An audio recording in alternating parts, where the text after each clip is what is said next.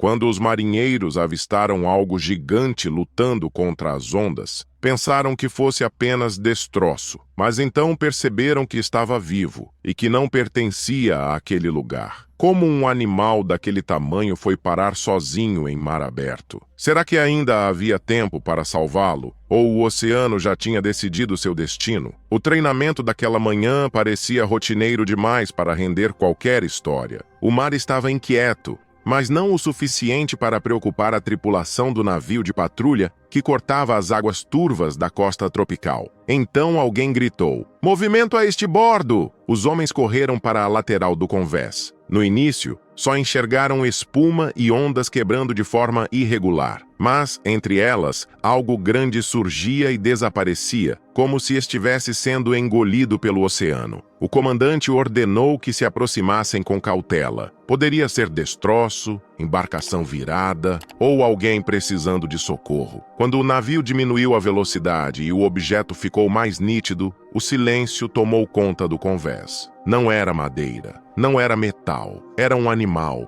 Uma criatura enorme lutava contra a água pesada. Sua cabeça surgia por segundos antes de afundar de novo, e um som grave, quase um lamento, se misturava ao vento. Um elefante. O silêncio tomou o convés. A visão parecia impossível ali, tão distante da praia. O animal girava lentamente, exausto, como se já não soubesse para onde nadar. Cada vez que levantava a tromba para respirar, parecia mais fraco do que antes. O operador de rádio foi o primeiro a reagir. Chamou apoio, relatou a situação. Enquanto aguardavam resposta, ninguém se movia. Todos entendiam a mesma coisa, mesmo sem falar. Se não agissem logo, aquele gigante solitário desapareceria sob as ondas, e ninguém jamais saberia que ele esteve ali. O navio permaneceu em posição enquanto a tripulação esperava instruções, mas o tempo parecia escorrer mais rápido do que as respostas pelo rádio. A cada onda, o animal se movia com menos força,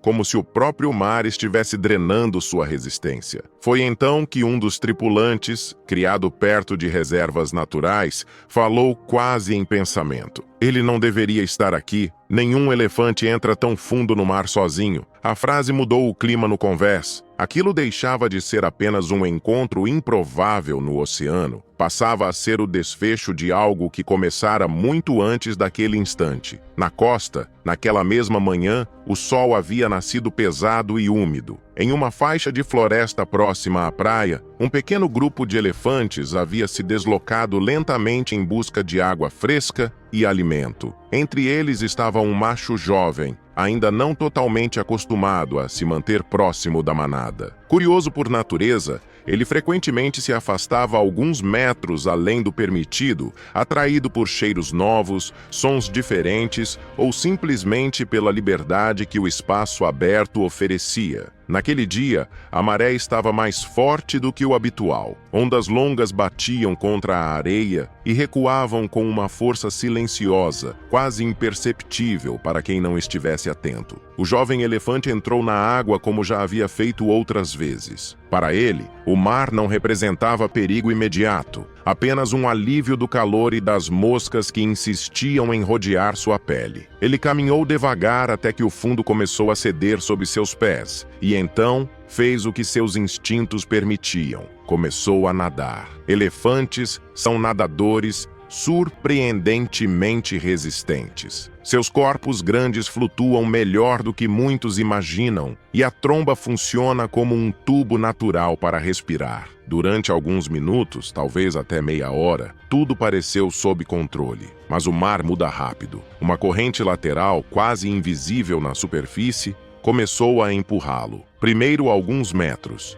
depois dezenas. Quando percebeu que a praia estava mais distante, tentou voltar. Nadou com força, mas cada movimento parecia levá-lo mais para longe. O fundo não voltava sob seus pés. A costa não se aproximava. A manada, ocupada com o deslocamento pela vegetação, só notaria sua ausência muito depois. Agora, horas mais tarde, O resultado daquele erro inocente se desenrolava diante dos olhos da tripulação. De volta ao navio, a situação começava a ganhar contornos urgentes. A central costeira respondeu informando que equipes ambientais estavam sendo mobilizadas, mas levariam tempo para chegar. O comandante sabia o que isso significava. Por enquanto, a responsabilidade era deles. O problema era que nenhum treinamento naval incluía resgatar um animal daquele porte em mar aberto. Não podemos puxá-lo para bordo, disse o imediato, avaliando o peso estimado do animal.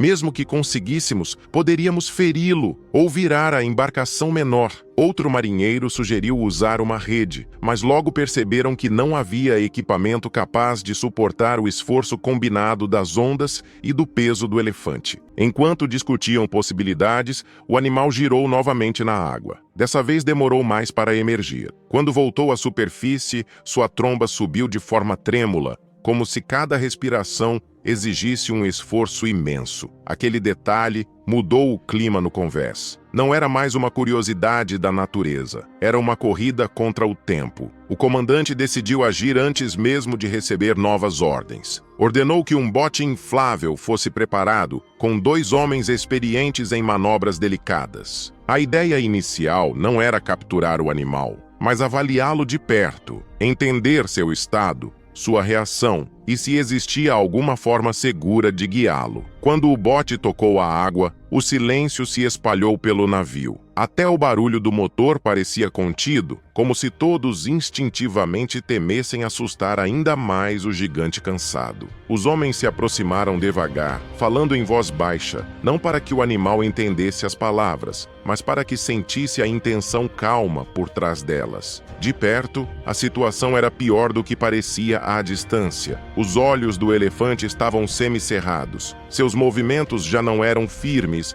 apenas reflexos de sobrevivência. A pele estava marcada pelo sal e pela fricção da água. Cada respiração vinha acompanhada de um som grave, quase um sopro de exaustão. Um dos marinheiros voltou-se para o colega e disse baixinho: "Se a gente não fizer algo agora, ele não aguenta mais uma hora." O outro assentiu sem responder. No rádio portátil, relataram o estado do animal. Do outro lado, a orientação veio hesitante. Tentem mantê-lo estável. Evitem que afunde. Reforços estão a caminho. Mas todos sabiam que reforços a caminho não significava que chegariam a tempo. Quando o bote retornou ao navio, a decisão já estava formada no olhar do comandante. Não podiam esperar por soluções perfeitas. Teriam que improvisar com o que tinham. Cordas grossas foram trazidas. Equipamentos de ancoragem foram adaptados. Homens se posicionaram, trocando olhares rápidos, como quem entende que dali em diante dependeriam apenas do próprio julgamento. Minutos depois, o bote voltou a descer para a água. Enquanto isso, no mar, o jovem elefante continuava lutando, sem saber que, pela primeira vez desde que a corrente o levara, não estava mais sozinho. Do convés, a tripulação observava em silêncio, enquanto o bote se aproximava outra vez. O primeiro laço de corda deslizou pela água com cuidado calculado. Nenhum dos homens queria assustar o animal, mas também não havia tempo para hesitar.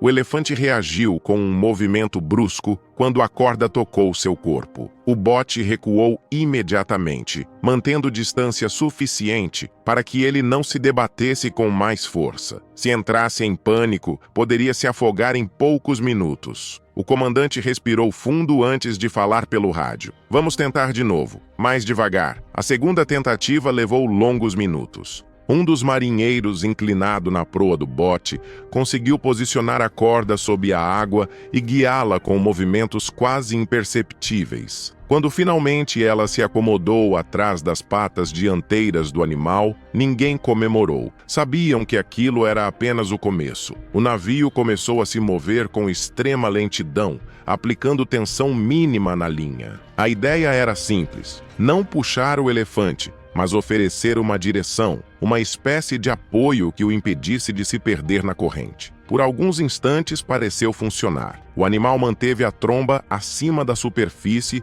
e deixou-se conduzir. Pequenas ondas quebravam contra seu corpo e a corda permanecia firme. No convés, alguns homens se permitiram um fio de esperança. Então o mar mudou. Uma sequência de ondulações mais fortes fez a linha esticar de forma abrupta. O elefante afundou até o nível dos olhos antes de voltar à superfície, soltando um som rouco. O bote quase perdeu o equilíbrio. "Reduzir velocidade!" gritou alguém. O navio respondeu, mas o susto já havia deixado marcas. A respiração do animal tornou-se irregular e seu corpo começou a inclinar lateralmente, sinal claro de exaustão extrema. No rádio, a central informou que equipes ambientais estavam a caminho pela costa, tentando calcular o ponto de chegada mais próximo. A distância, porém, ainda parecia interminável. O tempo passou a ser medido não em minutos, mas em respirações. Cada vez que a tromba surgia acima da água, todos no convés prendiam o ar. Cada vez que desaparecia por um segundo a mais, o silêncio se tornava mais pesado. Um dos marinheiros murmurou: "Se ele parar de nadar, a corda não segura." Ninguém respondeu. Todos sabiam. Para aliviar a pressão, decidiram alternar pequenos ajustes de rota, buscando águas menos agitadas. Era uma aposta. Qualquer mudança poderia ajudar, ou piorar tudo. O sol começou a descer lentamente no céu, tingindo o mar de um tom cobre escuro. A luz diminuía, e com ela a margem de segurança. Resgatar um animal naquela situação já era difícil durante o dia. À noite, poderia se tornar impossível. A notícia correu silenciosa pelo navio. Se não chegassem à costa antes do anoitecer, talvez não houvesse segunda tentativa. O comandante fez os cálculos mentalmente. Distância restante, velocidade segura, força do animal. Nenhum resultado parecia favorável. Ainda assim, ordenou que continuassem. No mar, o elefante já não nadava com intenção. Apenas se mantinha à tona por instinto. Seu corpo pesado acompanhava a direção do navio, sustentado pela linha e por um esforço final que ninguém podia medir. Um marinheiro jovem, observando a cena, perguntou em voz baixa: "Ele sabe que estamos tentando ajudar?" O colega mais velho demorou antes de responder: "Não sei, mas espero que sinta que não está sozinho." O comentário ecoou mais do que qualquer ordem. Pouco depois, um grito veio do vigia: "Terra à frente!" Todos se viraram. No horizonte, uma mancha escura rompia a linha do mar, distante, mas real. A pergunta agora não era mais se chegariam, e sim, ele resistiria até lá. A corda rangeu sob tensão constante. O sol continuava descendo, e o elefante, no limite de suas forças, ainda lutava para manter a tromba fora da água. Com o passar dos minutos, a mancha no horizonte começou a ganhar forma. A costa deixava de ser apenas uma promessa e surgia diante deles em detalhes. Árvores baixas, faixas de areia clara, rochas que avançavam mar adentro. Mas ninguém comemorou ainda. O elefante mal reagia. Seu corpo pesado parecia seguir por pura inércia, sustentado pela água e pela corda que o mantinha alinhado ao navio. A tromba subia cada vez mais devagar, como se cada respiração exigisse a última reserva de força que ele ainda possuía. "Falta pouco", murmurou alguém, sem saber se falava para os colegas ou para o próprio animal. Quando a profundidade começou a diminuir, o navio reduziu ainda mais a velocidade. O plano agora era simples: conduzi-lo até onde pudesse tocar o fundo. O primeiro sinal veio sutil. Uma das patas traseiras afundou um pouco mais do que antes, como se tivesse encontrado resistência abaixo da água. O elefante reagiu com um movimento instintivo, tentando firmar-se. Outro passo. Desta vez, o corpo dele inclinou-se para a frente. Por um momento pareceu que cairia. No convés, ninguém respirava. Então, lentamente, ele conseguiu apoiar o peso nas 4 patas. A água ainda cobria metade de seu corpo, mas ele estava de pé. Um som grave escapou de sua garganta. Não mais um lamento, mas algo mais profundo, quase um chamado. Os marinheiros começaram a se mover, preparando-se para soltar a corda no momento certo. O animal precisava alcançar a areia sozinho. Qualquer interferência brusca poderia fazê-lo cair novamente. Passo a passo, ele avançou. Cada movimento era lento, hesitante, como se estivesse redescobrindo o chão depois de horas pertencendo apenas ao mar. Quando finalmente alcançou a faixa rasa,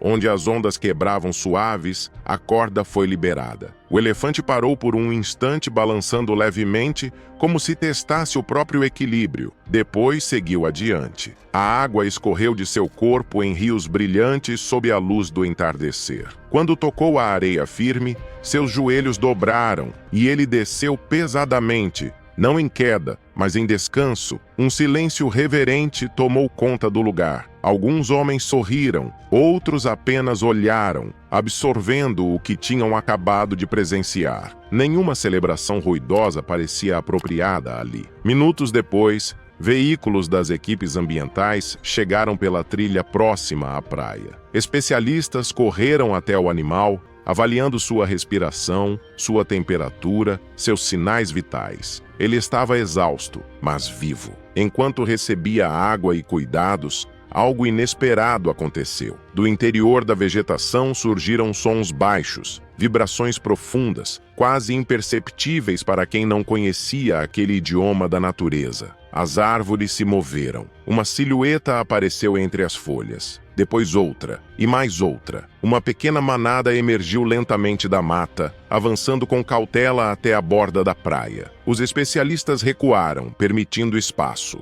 Os marinheiros observaram em silêncio absoluto. O elefante levantou a cabeça com esforço quando percebeu a presença deles. Um som suave saiu de sua tromba, diferente de tudo que havia emitido até então. Os outros se aproximaram. Um deles tocou sua cabeça com a tromba, deslizando-a devagar, como se confirmasse que ele estava ali, inteiro. Outro ficou ao lado, formando um círculo protetor. O animal resgatado não tentou se levantar imediatamente. Permaneceu ali, cercado, respirando, enquanto os membros da manada o envolviam em gestos silenciosos de reconhecimento. No convés distante, um dos marinheiros enxugou os olhos discretamente. Ninguém comentou. Não era apenas um resgate que tinham presenciado. Era o fim de uma travessia. Pouco a pouco, o sol começou a tocar o horizonte quando a manada finalmente se moveu de volta para a vegetação. O elefante resgatado levantou-se devagar, ainda instável, mas agora guiado por corpos familiares que o acompanhavam com passos tranquilos. Nenhum comando humano foi necessário. Nenhuma despedida formal aconteceu. A natureza simplesmente retomou seu curso. Os marinheiros permaneceram na praia por alguns minutos a mais, observando até que as últimas silhuetas desaparecessem entre as árvores. Só então começaram a recolher os equipamentos, ainda em silêncio, como quem deixa um lugar onde algo importante acabou de acontecer. Na volta ao navio, o mar já estava mais calmo. As ondas que horas antes pareciam ameaçadoras, agora apenas refletiam a luz morna do entardecer. Um dos homens comentou, quase em tom de pensamento: engraçado, passamos a vida treinando para guerras, e hoje o que fizemos foi devolver alguém para casa. Ninguém respondeu, mas todos concordaram. Naquele dia não houve medalhas, discursos ou registros oficiais que captassem o que realmente aconteceu ali. Ainda assim, cada membro da tripulação levaria consigo a mesma lembrança. Por algumas horas, o oceano tinha colocado uma vida nas mãos deles, e eles escolheram salvá-la. E muito depois de o navio desaparecer no horizonte, talvez aquele elefante ainda carregasse no corpo o cheiro do sal e das cordas. Mas também a prova silenciosa de que, às vezes, a compaixão humana consegue ser mais forte que a correnteza. Se você se emociona com histórias como esta e quer continuar descobrindo mais relatos incríveis, não deixe de se inscrever no canal. O seu apoio é fundamental para que possamos continuar compartilhando essas histórias tocantes com você.